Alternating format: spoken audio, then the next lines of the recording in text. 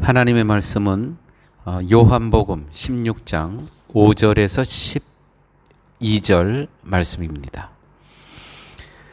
지금 내가 나를 보내신 이에게로 가는데 너희 중에서 나더러 어디로 가는지 묻는 자가 없고 도리어 내가 이 말을 함으로 너희의 마음에 근심이 가득하였도다. 그러나 내가 너희에게 실상을 말하노니 내가 떠나가는 것이 너희에게 유익이라. 내가 떠나가지 아니하면 보혜사가 너희에게로 오시지 아니할 것이요 가면 내가 그를 너희에게로 보내리니 그가 와서 죄에 대하여 의에 대하여 심판에 대하여 세상을 책망하시리라. 죄에 대하여라 함은 그들이 나를 믿지 아니하며 의에 대하여라 함은 내가 아버지께로 가니 너희가 다시 나를 보지 못하며 심판에 대하여라 함은 이 세상 임금이 심판을 받았음이니라. 내가 아직 너희에게로 이것을 이를 것이 많으나 지금은 너희가 감당하지 못하리라. 아멘. 오늘은 성령님의 역할에 대해서 같이 말씀을 나누도록 하겠습니다. 9절에 이런 말씀이 있습니다. 8절부터 보죠. 성령께서 이 땅에 오신 이유가 8절 보면 그가 와서, 그라는 건 성령님이죠. 그가 와서 죄에 대하여 의에 대하여 심판에 대하여 세상을 책망하시기리라. 책망. 세상을 책망하시기 위해서 성령님은 오셨습니다. 첫째로 죄에 대하여라 함은 그들이 나를 믿지 아니하며. 세상은 하나님의 은혜 아래에 있습니다. 마태복음의 말씀대로 선인이든 악한이든 구분하지 않고 해를 비치고 비를 내리는 하나님의 은혜로 살아갑니다.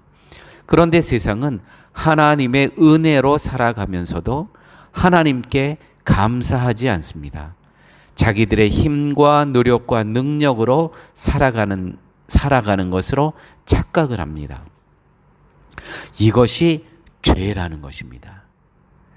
그러므로 예수님을 믿는다는 것은 자신의 힘을 의지하지 않음을 말하는 것입니다.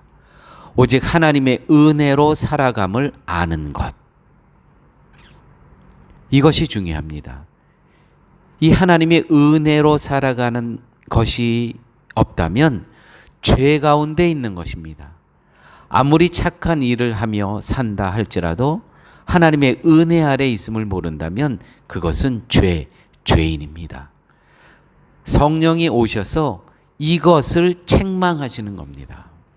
하나님의 은혜 아래 살면서도 그것을 모르고 살아가는 그 삶, 그것이 죄며 그렇게 살아가는 존재들이 죄인이라는 것입니다. 그것을 책망하신다는 것이죠.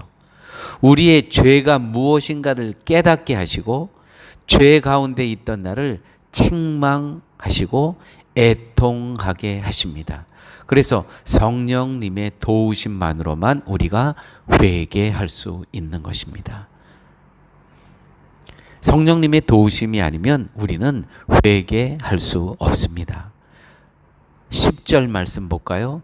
의에 대하여라 함은 내가 아버지께로 가니 너희가 다시 나를 보지 못하며.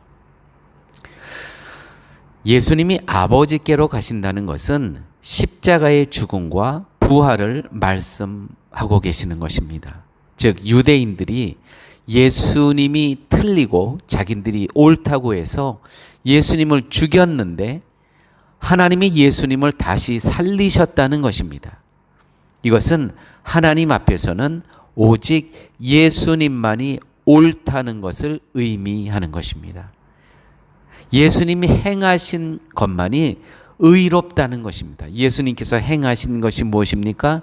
십자가에서 우리의 모든 죄값을 감당하신 것, 그 은혜, 예수님이 행하신 것만이 하나님께서는 의롭게 여기신다는 말씀입니다.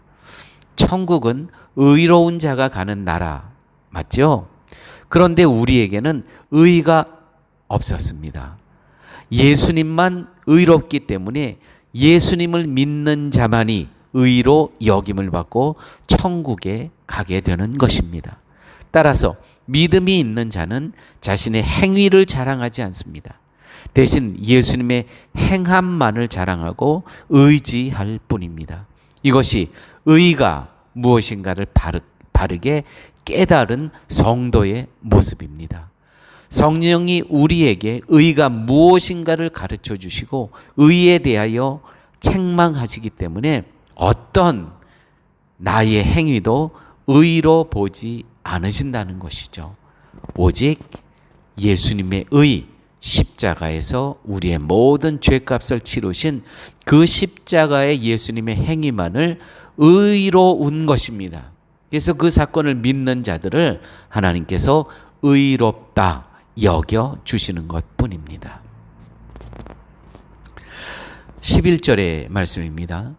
심판에 대하여라 함은 이 세상 임금이 심판을 받았음이라. 세상 임금은요, 권세 잡은 자를 가리킵니다. 그리고 예수님은 권세 잡은 자에 의해서 죽임을 당하셨죠. 그런데 하나님이 예수님을 살리심으로써 세상이 하나님의 아들을 죽였음이 드러나게 된 것입니다. 하나님의 아들을 죽였다면 남은 것은 심판밖에 없는 것입니다. 마땅히 책망을 받아야 되죠. 심판밖에 없습니다. 왜냐하면 그들이 죽인 하나님의 아들을 다시 살린 이가 없다면 그거는 그들이 세상에 옳은 겁니다. 그렇지만 하나님께서는 세상이 죽은 당신의 아들을 다시 살리셨습니다. 부활하셨습니다. 그렇다면 세상이 틀린 것입니다. 하나님의 아들을 죽였다면 그것이 그들의 죄인데 남은 것은 심판밖에 없다는 것이죠.